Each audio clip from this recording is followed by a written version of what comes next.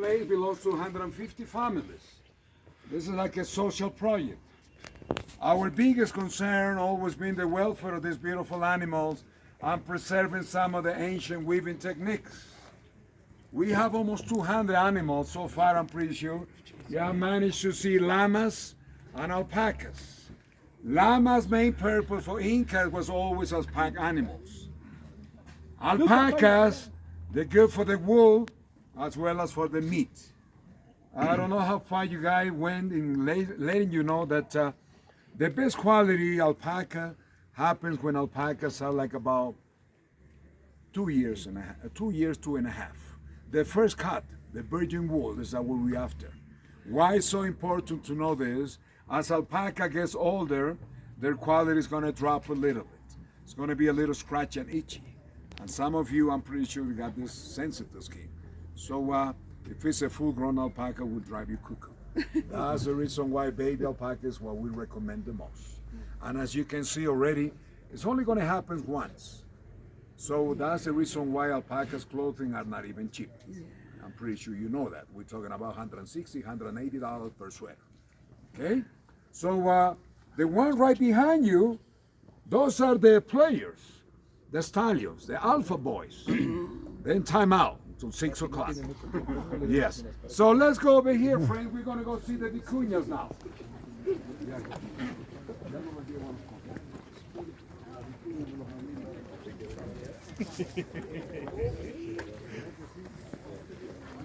This is guanaco. Right here you see guanacos. Vicuña. Guanacos happens to be the missing link between camels and llamas. Camels came to America crossing the Bering Strait above Alaska. I guess they were wondering where New York was going to be at. So they stayed in North America for 3 centuries. During all that time, they lost their hump, their height, and became guanacos. Incas saw the first time a guanaco, and they were kind of happy looking for an animal to carry their goods. But domesticating this guy was impossible. They tried for the longest, but the good news, a better breed came out of guanaco. Llama. That's when they were happy as a little happy camper with the llamas to carry their goods. Years went by, alpaca came out. So it goes, camels, guanacos, llamas, and alpacas. But there is one left. That's considered to be the perfect creation out of all of them. Ladies and gentlemen, our Andean princess. Our biggest national treasure, vicuña. You pronounce it with a V as Victor. Why are we keeping such a beautiful animal behind this big fence? Well, let me tell you, they're a little feisty and territorial. If I put one of them together with a whole bunch of llamas, he's going to let it know in a heartbeat who is the big boss. Yes, as little as they are. Especially that one there, that is in the back. That's Big Daddy right there. Yes.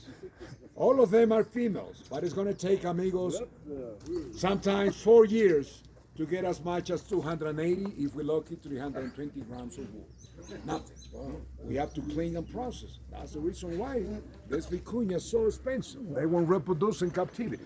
Every off and on, we have to let them go free. Otherwise, they get so stressed they can end up with a heart attack.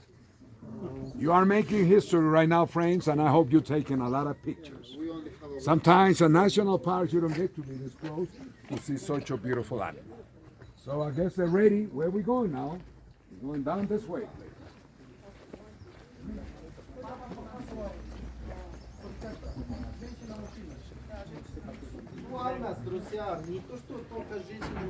Friends, you are welcome to take as many pictures as you wanted. These beautiful ladies are part of this 150 families from far, far away communities. 2 hours riding a bus, hour and 20 minutes riding horses.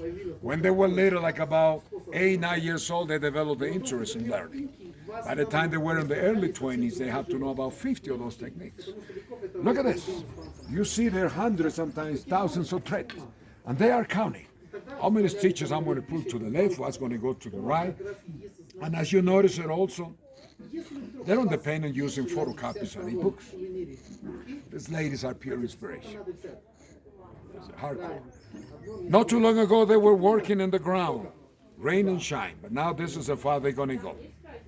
They want to keep this tradition as close as possible as the way it was a long time ago. It wouldn't take that much for us to get tables, leather seats, and all of that, but that'll be going against today's tradition. Our biggest challenge is being once they finish, how are they going to sell their work? I don't know if you know already, but almost 80% of street vendors downtown in Cusco are going to be selling to you Chinese souvenirs. Look, in the past we've seen beautiful Chinese ones. Don't get me right, wrong ideas. But in the past couple of years, we end up with the cheapest product of them all. My friends, I would hate to see you go back home to your beautiful country with a Chinese souvenir. So that's what's coming next inside. You're all going to become experts by the time you finish when you leave this place. Friends, we're just going to ask you for a big favor. Make a little time with your relatives, your friends, and share with them this beautiful experience you're living here with us. Otherwise, in the next 20, 30 years from now, a lot of this thing be gone. What's going to be left for your grandkids? Now, a lot of you probably are wondering about the colors. Well, listen. Right there is what we've been using, just like they did many, many centuries ago. Plants, wood, everything has been done the same way. My friends, look, it's a little parasite that you find in the cactus plant. I don't know if they show to you someplace else, the famous cochineal. Look, you see that? There you go. As soon as I have a couple of drops of any citrus juices, I'm not making ceviche. Look. The chemical reaction happens immediately. The next step will take place right on those parts. We're going to be handling the dyeing process. Of course, the easy color to work with is going to be the white one. But let's check and see what we have. Well, this one. This is not white anymore. You can help me. Yes. Let's go down here, my dear friends, because there's more coming down here. Please. My boss can give you the passport. Okay. Be careful on your way down. I guess you got it first. But this way, please. Take your time, please.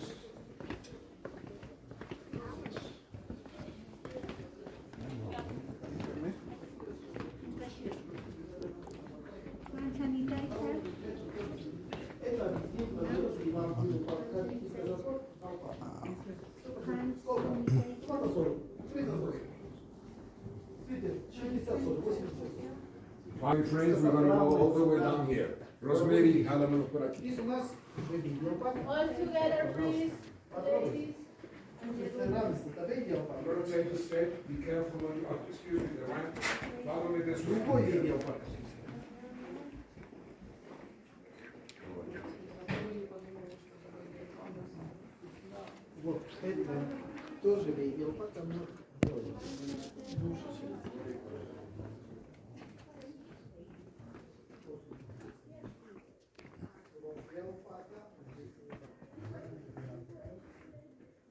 How about if we all stand up around this table?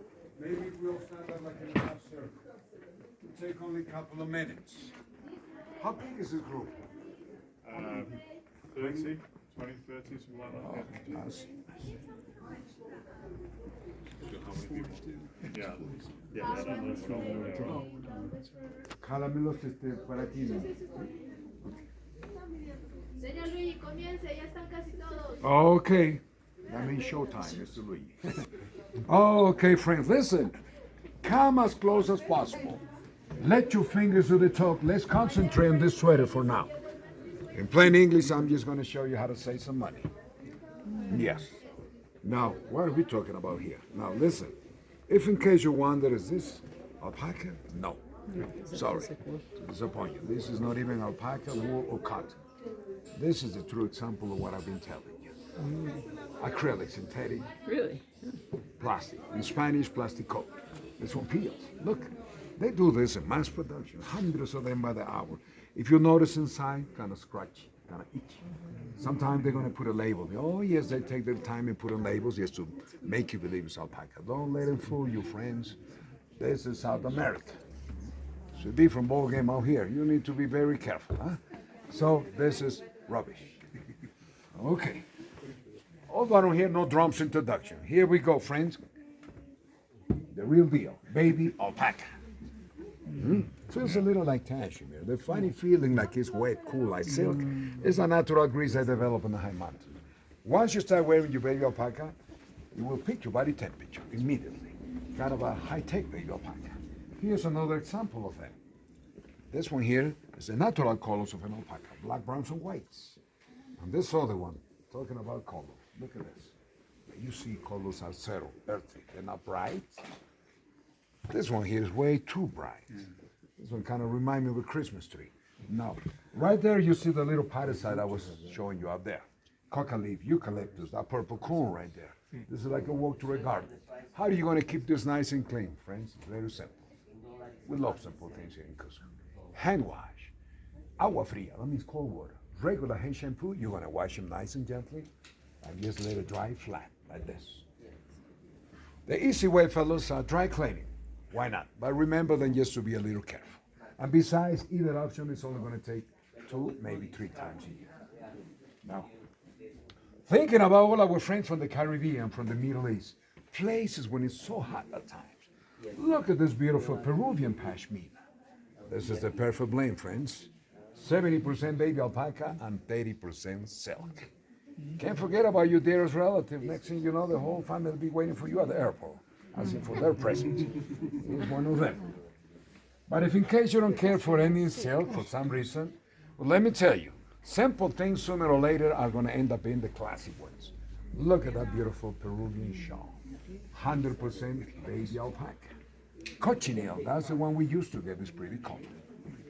And talking about alpacas, friend, don't go nowhere. I'm pretty sure you still remember them. So let's check them out one last time. This one here is the Huacay alpaca, the one with the big cheeks, the one with the long neck that looks like a sheep. Yes. This next one, Suri alpaca, the shaggy one. Look at this, madame, huh? C'est bon. Yes, molto morbido. And I happen to say this last one for the grand finale. My dear friends, this happens to be creme de la creme. Look at that. Oh, vicuña. Mm-hmm. Like Oh, chinchilla. yes, madame. You could frame this. Now, if in case you wonder, I mean, I want to buy 2 of them. Well, prices, let me tell you. Look at this one here. This probably is going to go about $4,500 US. And it's well worth it for sure. Yes. My dear friends, let's go back to reality for a minute. Oops, por favor. We're about to have a test. Thank you. I'm going to need a volunteer and somebody to be able to tell me now which one do you think is a real baby alpaca. Go ahead. Be a player. It takes a couple of minutes. Remember, the fine texture and the temperature. That's what it's going to take. That's the one. See that? You got it, guys. Mama's always right. But this one, it says alpaca. Those things you need to be very careful, especially as soon as you walk through this door, you're on your own. Remember, this is Peru. There's a jungle out there. Huh? They sell this 250, 280 soles. Shame on them. Liar, liar. How much is going to be this baby one day? 300 soles. It's not going to be that much of a difference, but you're going to get what you're paying here for. And besides, you're helping this social project. No matter how big or small your purchase might be here, everything is going to go through that. Against the wall, you're going to find vicuña. Everything else here is baby alpaca. You can pay soles, dollars, or credit card. Thank you. Thank you so much. Enjoy it. Less than 5 minutes. Thank you so much.